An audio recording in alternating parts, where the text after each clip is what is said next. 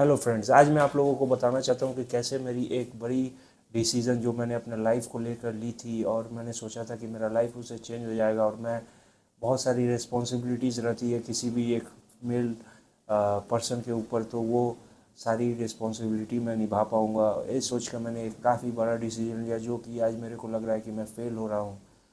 लेकिन दोस्तों, अब कर भी क्या सकते हैं, वक्त ही ऐसा है। अगर आप लोग वक्त देख के नहीं चलोगे तो आपको बहुत ही ज़्यादा भोगना पड़ सकता है। तो कभी कभी आपके लाइफ में ऐसी कुछ टाइम आती है जबकि सारी चीज़ें जो है गलत से गलत होते जाती है, जिसका वजह से आपको समझ में नहीं आता, आपको नींद नहीं आता, आपको टेंशन रहता है चारों वक्त और डिप्रेशन रहता है, क्योंकि आपने इतना फेलियर देख लिया रहता है कि अब और देखने का मन नहीं करता। तो दोस्तों, ऐसा तो मेरे साथ बहुत सालों से हो रहा है, लेकिन कोरोना का बाद से कुछ ज़्यादा ही होने लगा। तो अब वो मैं, अगर आप लोग चाहते हो तो अपनी स्टोरी मैं फिर कभी पूरे सुनाऊंगा, लेकिन मैं आज आप लोगों को बताऊंगा कि मैं जॉब छोड़कर विप्रो लिमिटेड में मैं बीपीओ में जॉब करता था। बीपीओ इन द सेंस मैं ऑडिटर था, इंश्योरेंस मेडिकल बिलिंग में इंश्योरेंस का मैं ऑडिटिंग करता था। बीपीओ जैसा ही है मान लो। सैलरी बिल्कुल भी नहीं थी, तो मैंने सोचा कुछ कोर्सेज वोर्सेज इधर उधर से किए जाए। तो मैं साथ में एक पे आफ्टर प्लेसमेंट को ज्वाइन किया। बहुत सारा मैंने खंगाला, लेकिन बहुत सारी जगह फुल टाइम मतलब आपको पढ़ना पड़ता था, लेकिन मैंने एक अच्छा पार्ट टाइम समझ के इसको शुरू किया। लेकिन यही प्रॉब्लम है कि कंपनी में जब आप ट्रेनिंग में होते हो तो आपका हनीमून पीरियड रहता है। जब आप फ्लोर पे आ जाते हो तो आपको कोई भी मतलब चारा नहीं है। 12-12 13-13 घंटा काम करना पड़ता है। तो उसके साथ मैं इसको कंप्लीट नहीं कर पा रहा था। बहुत ही बात करने के बाद ये पे आफ्टर प्लेसमेंट में जो सो कॉल्ड मेंटर्स और काउंसलर्स रहते हैं, मैं तो फाउंडर्स के साथ बात किया और वहाँ पे मैंने डिसीजन लिया। ये इतने कॉन्फिडेंस से कह रहे हैं तो मैं भी, मेरे ही अंदर शायद कहीं कॉन्फिडेंस की कमी है। तो मैंने तुरंत जॉब से रिज़ाइन मारा और आ गया, क्योंकि मेरे को लगा था मैं कर लूँगा। और ये बात है पिछले साल अप्रैल की। मैंने जॉब छोड़ दिया, 2 महीना नोटिस पीरियड दिया, उसमें भी खूब सीखा।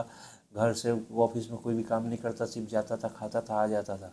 और उसके बाद मैंने, जैसे ही मेरा अगस्त हुआ और मेरे 2-3 असाइनमेंट से प्रोजेक्ट बनाना था, अच्छे से बनाया, खूब मेहनत किया, बहुत कुछ सीखा और बहुत सारे इंटरव्यूज़ के लिए प्रिपरेशन किया। लेकिन नहीं हो पाया। मैंने खुद से भी बहुत सारा ट्राई किया, लिंक्डइन भरा, बहुत सारे जगह इंटरव्यूज़ दिए। तो कभी किसी का कुछ पैटर्न रहता है, कभी किसी का कुछ पैटर्न। लेकिन मोस्ट ऑफ द केसेस में मेरी डिग्री को लेके, मैं एक बैचलर ऑफ साइंस हूँ, जिसकी वजह से मुझको कोई भी ये नहीं करता, मतलब क्वालिफाइड नहीं है, मेल आ जाता है रिजेक्शन का। लेकिन उसके बाद ऐसा हुआ कि मुझको चांसेस भी मिली।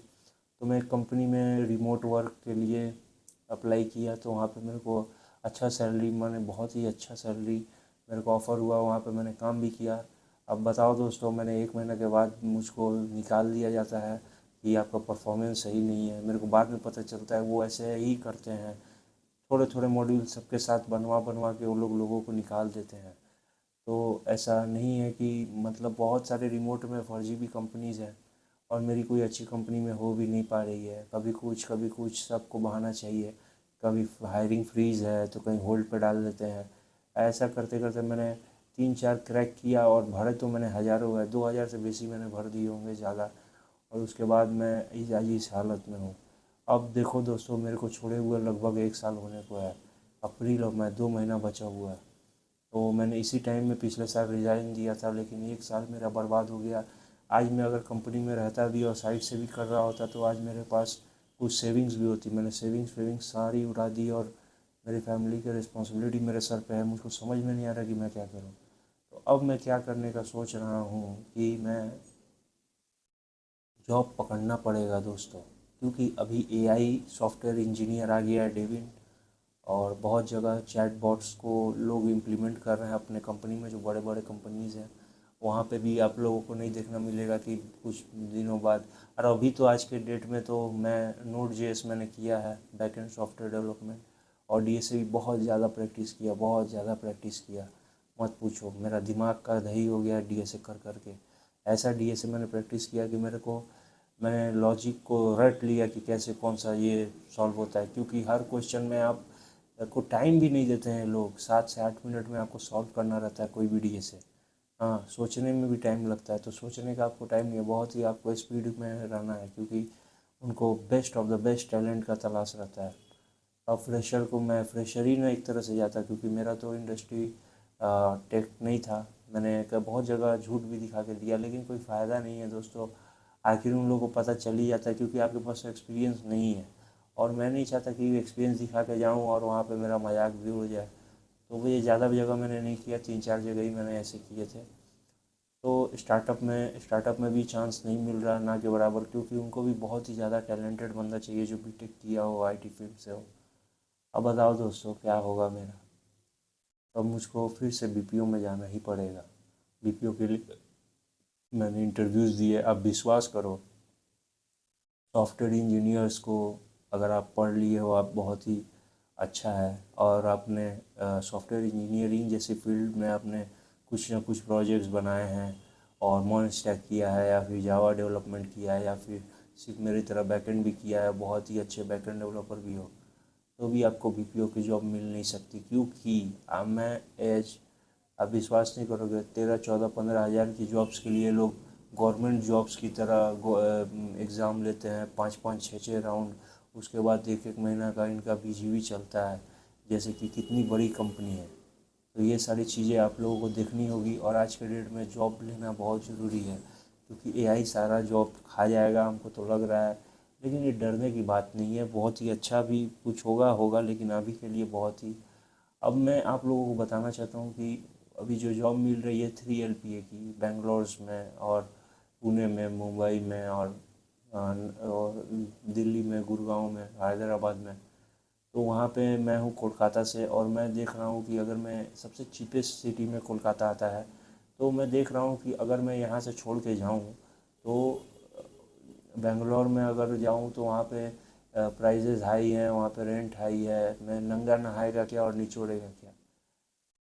तो वही 3 LPA मुझे भगवान के, आप लोग इसको बोल सकते हो, दुआ है कि मेरे पास 1 साल का एक्सपीरियंस है, जिसके वजह से कुछ कुछ जो बीपीओ हैं मेरे को थोड़ा सा पहले से ज़्यादा ऑफ़र कर दे रही हैं। तो जिसकी वजह से मेरे को नहीं लग रहा कि मैं टेक इंडस्ट्री में मैं छोड़ूंगा तो नहीं, लेकिन साइड बाय साइड मुझे वक्त भी नहीं मिलेगा, क्योंकि मैं अभी जहाँ ज्वाइन करने का सोच रहा हूँ वहाँ 6 डेज़ वर्किंग है और काफ़ी दूर भी है। और यही सारी चीज़ें छोड़ के सोच के मैंने जॉब छोड़ी थी और अपना कुछ इंटरेस्टिंग, क्योंकि बीपीओ में आपको रिपीटेटिव वर्क करना पड़ता है, कोई क्रिएटिव वर्क नहीं रहता। वर्क लाइफ बैलेंस या भाड़ में आपको ह्यूमन, आपको ये बना दिया जाता है रोबोट। तो और यहाँ पे मज़ा ये है कि आप खुद रोबोट बना रहे हो, लेकिन आपको कोई चांस नहीं देगा आज के डेट में। और स्पेशली जब आप बीएससी बीकॉम या फिर बीए बैकग्राउंड से हो, भले आपका दिमाग कितना भी शार्प हो, आप कितना भी डीएसए कर लो। तो इसीलिए मैं जा रहा हूँ अभी बीपीओ में। तो दोस्तों, मैं आप लोग से चाहता हूँ कि आप लोग अगर इस वीडियो को देख रहे हो तो आप लोग क्या सोच रहे हो। अगर आपके पास भी जॉब नहीं है, अगर आप लोग भी कोलकाता से हो, तो मुझे प्लीज़ आप लोग ये करो, अपनी सीवीज़ भेज सकते हो, कमेंट करो। और मेरे को ज़्यादा से ज़्यादा थोड़ा सा अभी सपोर्ट का ज़रूरत है, क्योंकि दिन ऐसे चल रहे हैं दोस्तों कि ख़राब से ख़राब होते जा रहे हैं दिन पर दिन। कितने भी आप फेक कर लो, ये कर लो, लेकिन ऐसा फेस ज़रूरी भी है, बहुत ज़रूरी है आगे बढ़ने के लिए। लेकिन मैं देख रहा हूँ कि आपके पास ऑप्शंस जब कम हो जाते हैं ना, एक बार ऑप्शंस ही ऑप्शंस रहते हैं और एक टाइम में ऑप्शंस ही नहीं रहते, तो आपको ऑप्शंस बनाने पड़ते हैं या फिर खोजने पड़ते हैं। तो मैं ऑप्शंस बनाने की खोज रहा हूँ। मैं ऐसे लोगों की भी तलाश में हूँ जो कि मेरे डिजिटली कुछ हम लोग कर सके, क्योंकि अभी तो मेरे पास पैसे नहीं है, लेकिन मैं डिजिटली बहुत ही ज़्यादा मेरे को नॉलेज है। डिजिटल मार्केटिंग हो गया, या फिर यूट्यूब पे आप लोग देख ही रहे हो, मैं वीडियोस बनाता हूँ। बस मेरे पास टाइम नहीं है और स्ट्रगल है दोस्तों, स्ट्रगल है। फिक्स्ड इनकम के लिए कुछ ना कुछ करना पड़ रहा है, लेकिन मैं फुल टाइम इसे करना चाहता हूँ। लेकिन अगर आप लोग में से कोई भी इसमें कुछ अपना ये करना चाहता है तो प्लीज़ मेरे से कांटेक्ट करो, और हम लोग मिलकर कुछ अच्छा क्रिएट कर सकते हैं। क्योंकि कोई भी चीज़ बनी बनाई आपको नहीं मिलने वाली, खुद से क्रिएट करोगे तो लंबा टिकोगे। और बहुत हो सकता है कि हम लोग कभी कभी किस्मत जागे। तो इसलिए मैं आप लोगों को वीडियो बना रहा हूँ। अगर आप लोगों के पास भी जॉब नहीं है तो प्लीज़ ट्राई करते रहो, जॉब मिल जाएगी। और साइड से कुछ करना है तो आप लोग, जो आपको भी इच्छा है, आप लोग कमेंट करो क्या क्या रास्ते हैं। मेरे को भी ज़्यादा नहीं पता, हो सकता है आप लोगों से पता चल जाए। थैंक यू दोस्तों ये वीडियो देखने के लिए। Good luck, God bless you.